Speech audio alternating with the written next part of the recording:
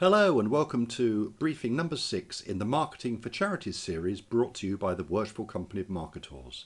My name's Peter Rees and it's my pleasure once again to be your host and narrator in this briefing, which will cover part 1 of our discussions on strategy. On this slide I'm going to describe the items we're going to cover in today's agenda. Now, strategy is one of my favourite topics in marketing, so I'm very pleased to be able to discuss some ideas with you today. The first section talks about strategy, how it's generally understood, or misunderstood shall I say, and how ideally it should answer the key question for your charity. The second area I'm going to cover is the concept of product markets, and this is a way of looking at the world that combines not only the products and services that you offer to your target stakeholders and beneficiaries, but also how you think about these and how you address them to different markets. Section 3 of the briefing today talks about a technical marketing topic called segmentation, which are methods of identifying groups of stakeholders or beneficiaries or volunteers with common wants and needs. I'll then wrap up as usual by talking about the next steps if you need some extra help or support in your work in marketing planning. I'll address then how questions will be answered and finish as normal with some concluding remarks. On this slide, I'll just remind you how strategy fits in with the overall process and model that we're using to remind you this is the SOSTAC model. In the situation analysis, we answered the question, where are we today? And then in the last briefing, we looked at objectives. And objectives are where you are going in your marketing planning. What is it you're trying to achieve and what would success look like? And just to set the scene, strategy is really the things that you do to make sure that you achieve your objectives. So it answers the questions, how will we get there? So just think about this, that strategy are the things you do to specify how you will achieve your objectives and thus how you'll be successful. Now this is quite a big area, so today I'm just going to cover one part of it and I'll talk about the different sections in later parts of this briefing. So this is strategy part 1, how will we get there? How will we achieve objectives? How will we realise success? I'll start our discussion on strategy with a definition of strategy, how it's often misused today, and how, if correctly formulated, will help you to answer the key question. Now, as I've mentioned a couple of times before in this briefing so far, in my experience, strategy is one of the most misunderstood and misused words in business and marketing today. And this is true whether we're talking about a commercial organisation or indeed a charity. It sounds important. It sounds like people who talk about strategy are knowledgeable and erudite, but really what people often talk about are these areas. They talk about their personnel strategy or their event strategy or their comms strategy or their fundraising strategy. Whereas really all of these things are important, but they are tactics. They're things you do to implement strategy. They're not strategy in themselves. So let's look on the next slide at some definitions that people have made about what strategy actually is. One of the stumbling blocks for getting a clear understanding of what strategy actually is a problem which you probably spotted a couple of times before in this series of briefings. There is no one clear definition of the term.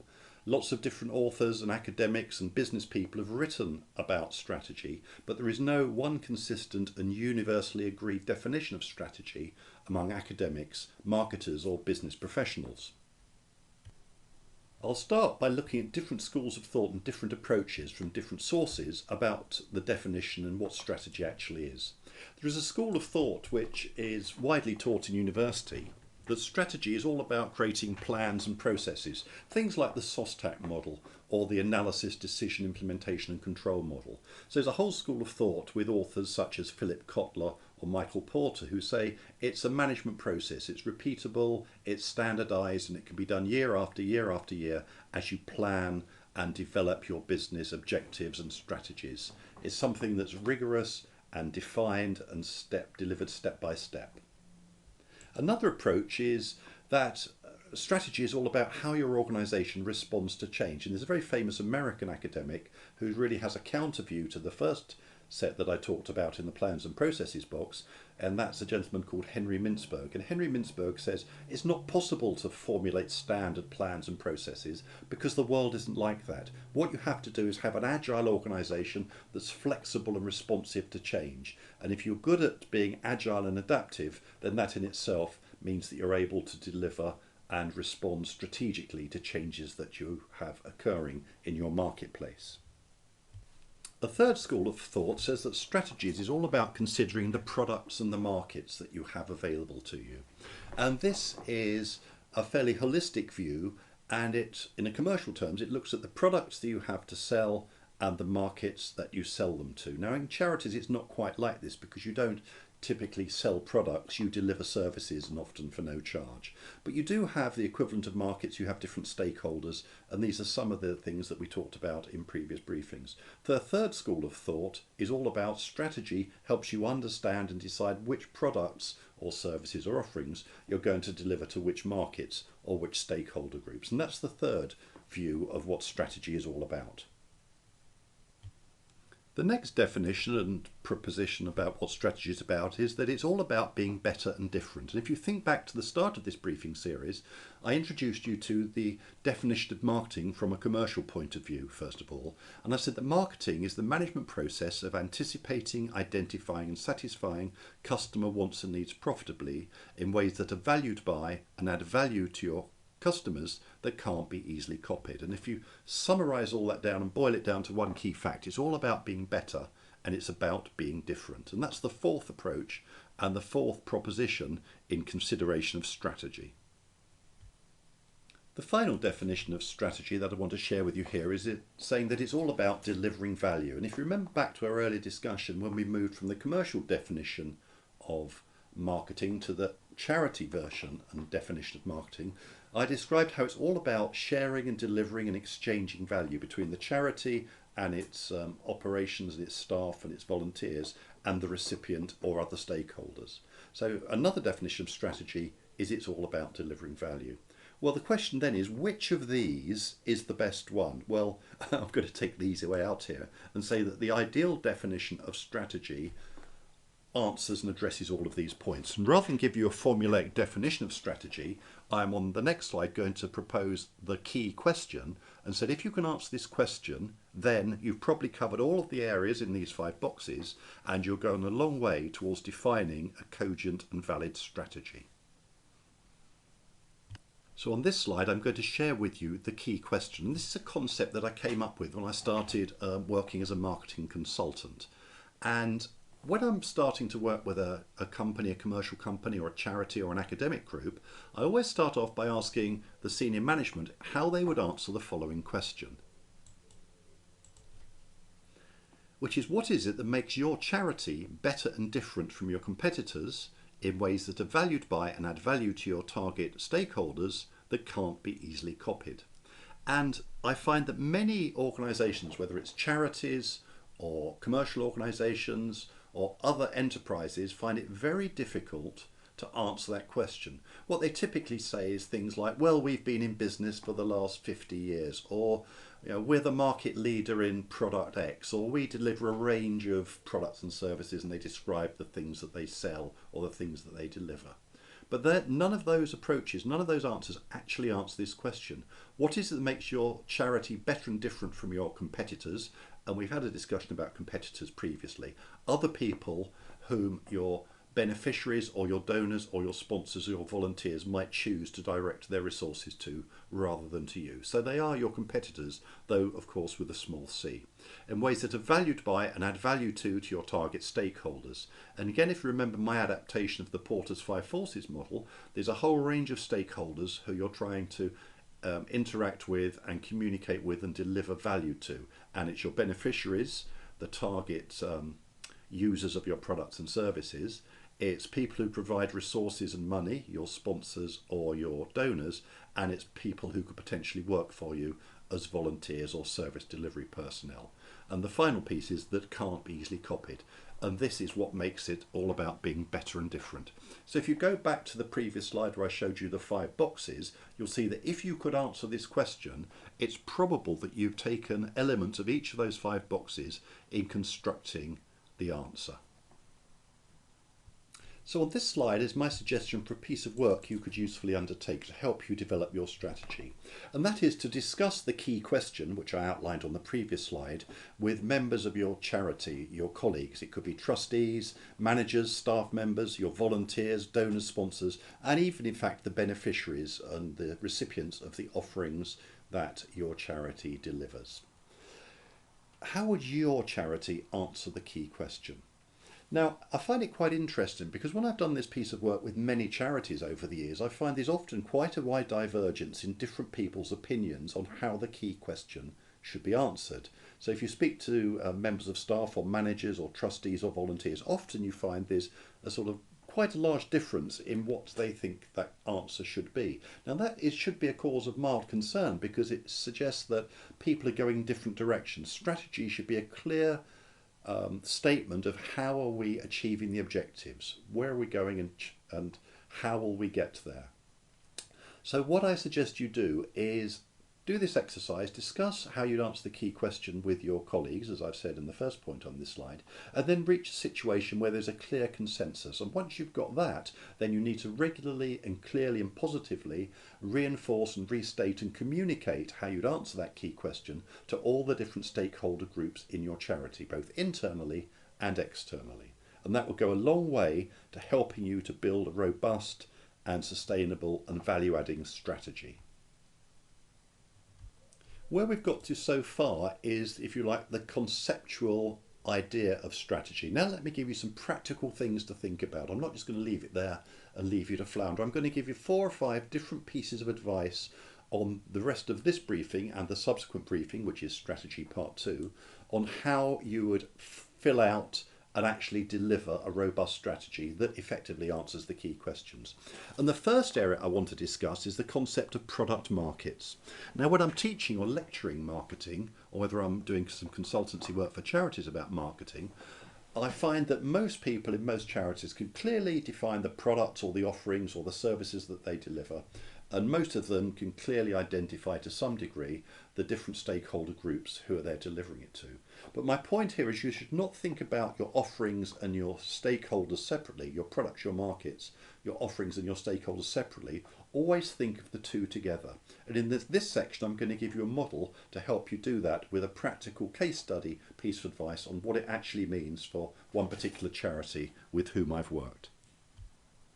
So this discussion about product markets is all based on a model which was invented in 1957 by an American marketer called Igor Ansoff. And as I explain it to you, you'll see that it's very simple to understand, but herein lies its power. It's a very beautiful and very useful model to help you to formulate strategy by first of all thinking about which products and offerings you're delivering to which markets. So marketers, as you've probably noticed, are quite simple people, and we love the 2x2 matrix. So let me start off by labelling the different axes in this model.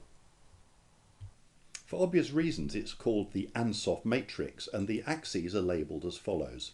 The first thing is this top left box, which defines the offerings that you have today that you're delivering and the target markets who you're delivering them to. So your offerings are the products or services or benefits that your charity delivers, and the existing market are the stakeholders to whom you're delivering these offerings today. And that could be the beneficiaries of your charity or your donors or sponsors or volunteers. So that's where you are today. It's what existing offerings are you delivering to existing stakeholders. The next place that people might develop their business into, and if they want to expand, they go into delivering their existing offerings into new markets. And this is the next most risky thing to do strategically. You've got a proven, established set of offerings you're delivering to your existing markets, and all you need to do is find some new markets who would benefit from the same products that you have today. So for example, if you're delivering a service or some consultancy or some charity work, let's say in the south of England, you could expand your charity and move it into the north of England as well. If you're delivering, let's say, healthcare for young adults, you could expand into new markets and deliver the same healthcare offerings, counselling perhaps, to some new markets and perhaps move into an older age group as well. The next place you probably go to is here, the cell in the top right of the model, where you're delivering new offerings to your existing client base or your existing stakeholders. So that's the third area. And then finally, there's the bottom right group where you're delivering new offerings to new markets. Now, when Igor Ansoff developed this model, he labelled all of the cells. So let me quickly take you through the cells and explain what each one means. So as I've just said on the previous slide, the first cell is existing offerings to existing markets. And if you're working and trying to develop your charity in that area, that's called a market penetration strategy. And each of the cells has a name and you go through in the particular order. So the first area is think about the existing offerings to your existing markets and what you could do to penetrate the market and deliver more of your existing offerings to your existing target stakeholder groups.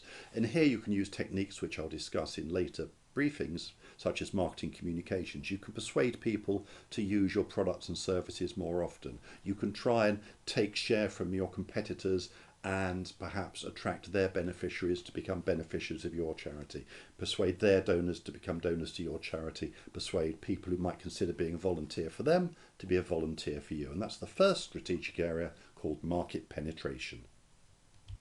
The next place that most businesses go, whether it's a commercial organisation or a charity, is to the bottom left cell, and this is called a market development strategy. And as explained on the previous slide, you have some existing offerings you're delivering to existing markets. You just need to find new clients or new beneficiaries like your current beneficiaries and deliver the services to those too. And I gave you two examples of a geographic expansion or moving to an older age group of beneficiaries on my previous slide. And that approach, which most businesses would take as their second step, would be a market development strategy. Existing offerings, but new clients or new markets or new users of the products and services.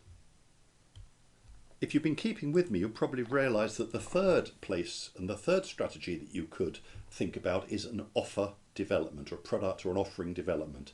And this is where you think of new offerings that you'll deliver to your existing beneficiaries. So you know these people quite well, you know what their wants and needs are, and what you can do here is to develop some new offerings to satisfy some currently unmet wants and needs, and that's called offer development.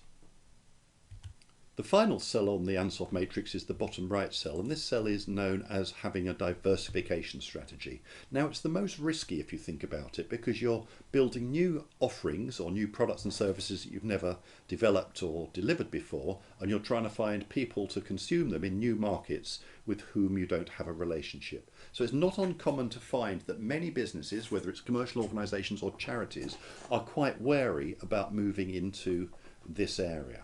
It can be very successful, but it can also be the cause of extremely high costs and the risk of failure. So those are the four strategies: market penetration, followed by market development, followed by offer development, and occasionally with diversification. And let me give you some practical examples of those in a case study on the following slide. And this was a charity, it's a bereavement charity based in Richmond in Surrey, and I did some consultancy work with them as part of the outreach offer from the Marketers Company, and we described the following and developed the following four strategies. Well, where they were when I first started talking to them, as I said, they're a bereavement counselling charity for Christian families based in Richmond and Surrey. So we had a discussion about what they deliver and the sorts of benefits that their counselling service provided, and they are a Christian organisation, so it was targeted at Christian families who have become bereaved.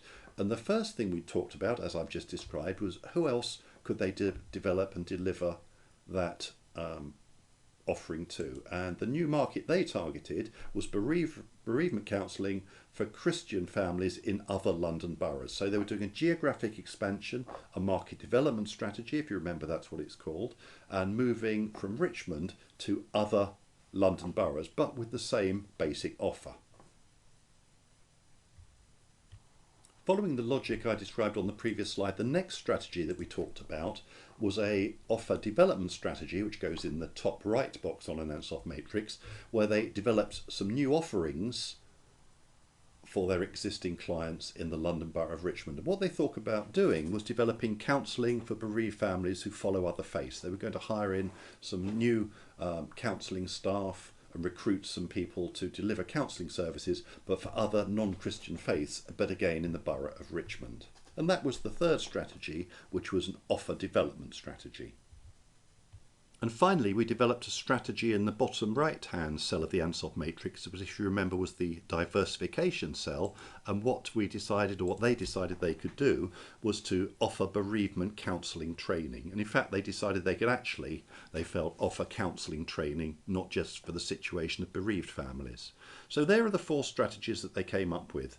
Bereavement counselling for their current Christian communities in Richmond, developing that into other London boroughs, then developing bereavement counselling for other faiths in the London Borough of Richmond, and then a 4th strategy was a diversification strategy where they would develop counselling training for charities in other sectors. And that was how one particular charity developed the 4 strategies that come out of the Ansoff matrix. So let me share with you now an approach that I've developed and explaining how you can link together what we've learned about strategy in the Ansoff matrix and how those might deliver your objectives. Because if you remember from our introduction, strategies are all about how you achieve the objectives that you set. So let me explain how that works using the Ansoff matrix diagram. Here to remind you is the Ansoff matrix, which we've now spent some time talking about, with the 4 different strategies that you might undertake: market penetration, market development, offer development, and possibly diversification. So what you need to think about is, once you have set your SMART objectives, you need to plan how much of that total value will be delivered from each of the strategies represented in each of the 4 cells of the Ansoff matrix. So if you look at the Ansoff matrix, let me fill in some values here. A number #1, #2, #3, #4. And these are how much of a given objective will come from each of the 4 strategic cells on an Ansoff matrix.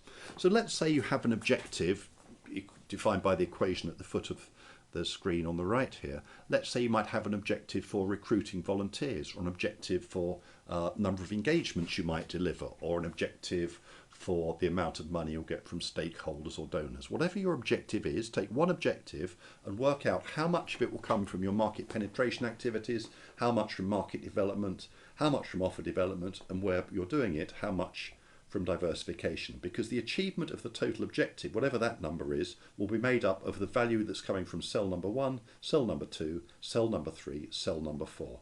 And that sort of calculation is something you need to do for each of your SMART objectives that you might have set, using the strategies that you see developed here in the Ansoff matrix.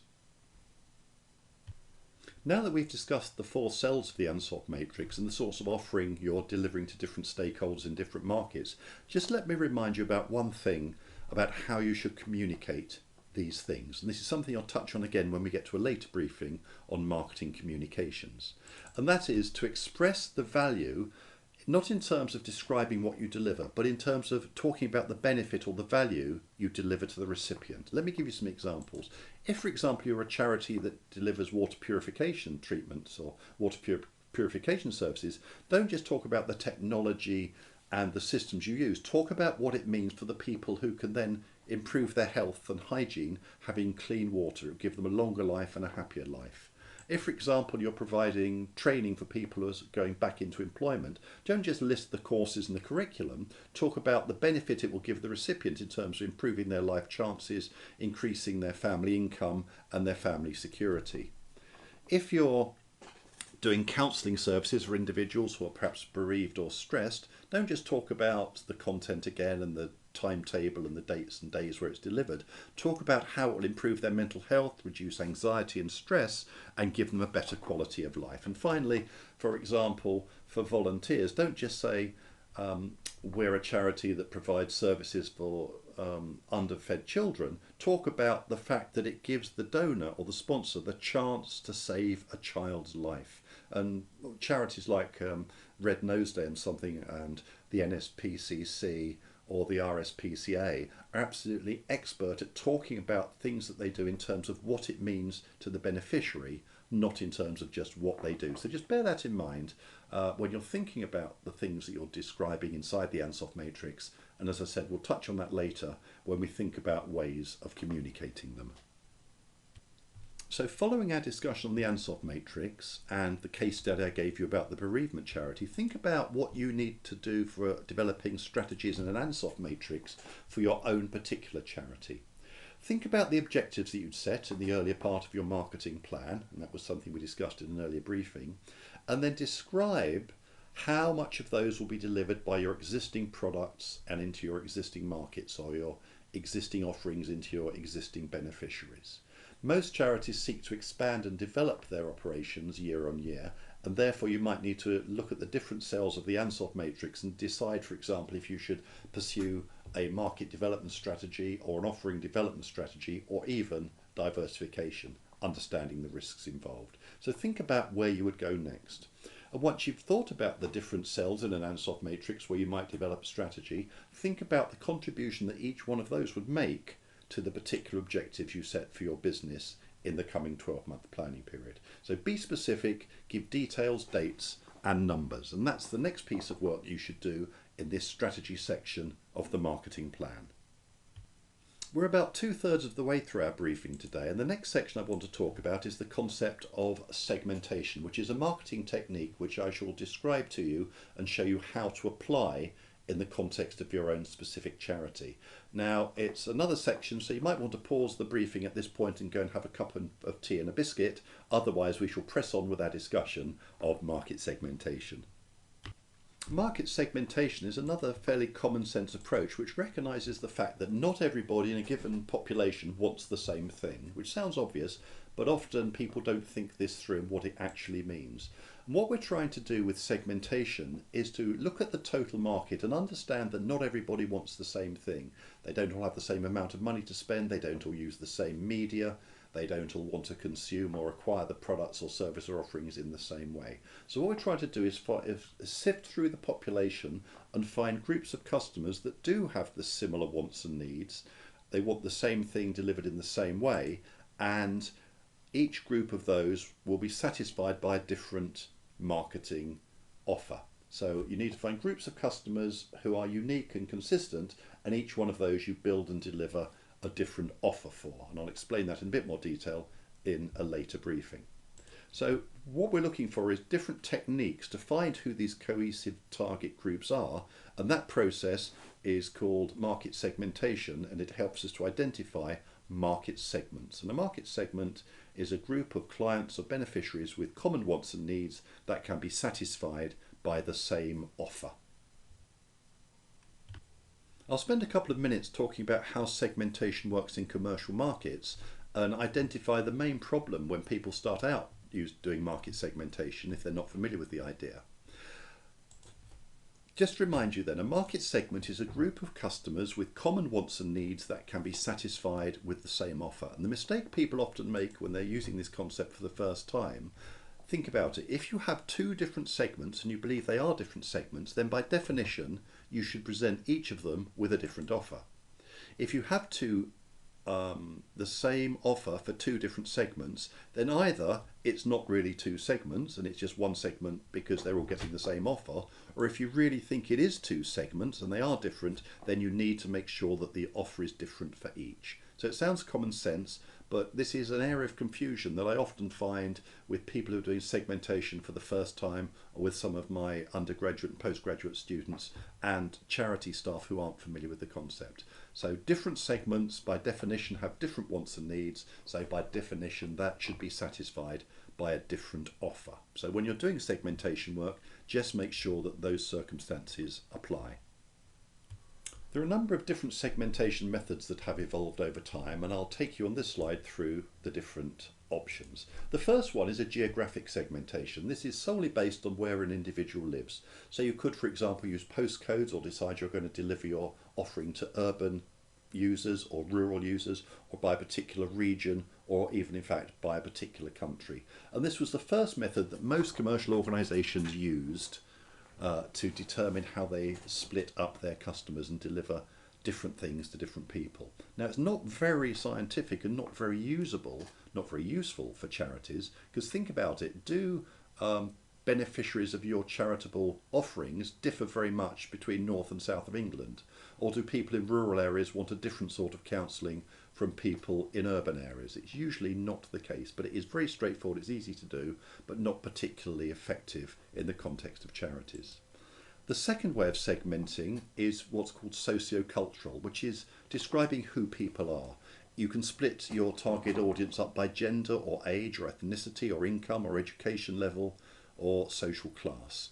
And this perhaps is more relevant because there might be offerings that you could deliver which work better with different genders or different ethnicities or different religions or different education levels, depending on the sorts of offering that your charity delivers. So that might be more relevant to charities.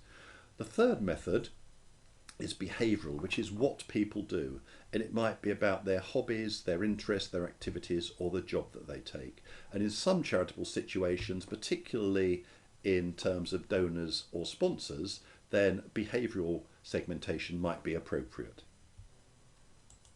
The next method of segmenting the market is psychographic, which is where you break up a population by what they think, what they care about, their beliefs, their attitude towards wellness or the environment or social justice or equality. And you can think straight away of some charities where are probably cause related rather than offer delivering charities, people who care about social justice or equal treatment or political issues or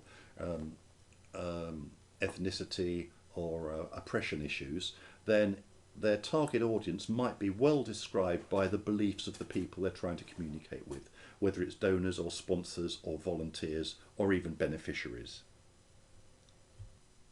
And the final method that's most commonly used today is what's called life stage, which is where an individual has reached in their journey through their life. And this might be something to do with their relationship status or the family life stage they're at, or their financial security, home ownership, health, finance, or other situations like that. So you can think about perhaps starting off with perhaps a target demographic of teenagers or young people between 20 and 40, and then people with a family, people who are either separated or their children, if they have any, have left home, so they're now what you might call empty nesters, or retired people.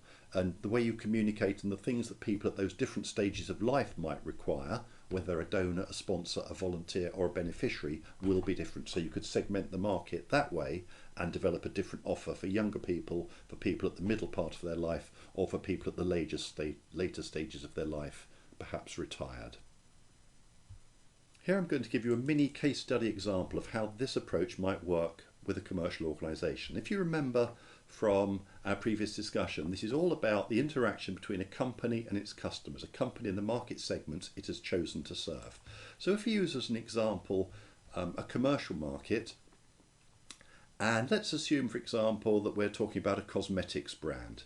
They could have segmented and identified two different market segments that they wish to serve. The first one they're calling millennials, and these are young people aged between 18 and 25, and they're probably interested in the ethical content and the sustainability of the product and how it's produced. Does it have an impact on the environment? Is it tested on animals? And is it sustainable, and is the packaging renewable and recyclable? So that's one target audience. You think about the sorts of products that a cosmetics company might be developing to deliver to millennials with those wants and needs and those interests. Its other market might be quality seeking consumers who seek a more luxurious and high quality product. This might be older individuals, let's say aged 45 years or older, with a higher income and an above average disposable wealth. So this is a second segment. So they've got two product categories. They've got the products for millennials and they've got the products for the higher end older consumer with more money to spend. And you can see quite clearly there how those different market segments have different wants and needs that would be satisfied by a different offer. So as I explained previously, charities are much more complex than traditional commercial organisations. So let's have a look at some of the reasons why that is. The first thing is that unlike commercial organisations, charities have a number of stakeholder groups to deal with, if you like, on the customer side of the equation. And these are listed here. The donors and sponsors who provide the financial resources to allow the charity to operate, the clients or beneficiaries, as well as the volunteers who might provide time and assistance to deliver the charitable services and offerings. So there are at least 4 stakeholder groups that a charity has to consider, unlike the one group that the commercial organisation has. So charities need to think about how they're going to segment each of the stakeholder groups, the donors, the sponsors, the clients, the beneficiaries and the volunteers. And you may well decide to use different segmentation criteria and different segmentation methods for each of these groups. And I'll discuss how you might go about this on the next slide. So the next action that I'd encourage you to undertake is think about how you would segment the different stakeholders group for your charity. So think about the ways you'd segment the different groups that you're targeting, as I explained on the previous slide, and think about what method you would use to segment each of those groups. Try and identify how big each segment is in terms of the number of people in it and possibly any economic value that they deliver if they were a donor or sponsor, or economic resources they consume if they were a beneficiary. Later you'll discuss the sort of messages that you might deliver to each of the target segments when we get onto marketing communications, but for now just think about a sizing estimate and a method for segmenting the different stakeholder groups on the customer side with a small c for your chosen charity. If on the other hand you have any specific questions for me or any comments or feedback, I really would appreciate hearing from you.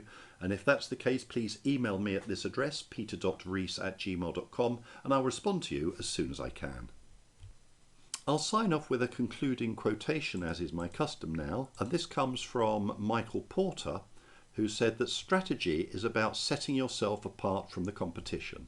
It's not a matter of being better at what you do, it's a matter of being different at what you do. And it's my hope that these briefings will help you to achieve that for your own charity operation. In wrapping up, I'd just like to thank you for your time today. I know this has been quite a long briefing. There's quite a lot that we covered, so if you're not familiar with some of the concepts, by all means take a pause here and go back and review some of this material if you need to. Otherwise, I'd just like to thank you for your time. I hope you found today's briefing useful and helping you to develop strategies for your own charity. Thank you for your time, and until we meet again, good luck and good marketing. Bye bye for now.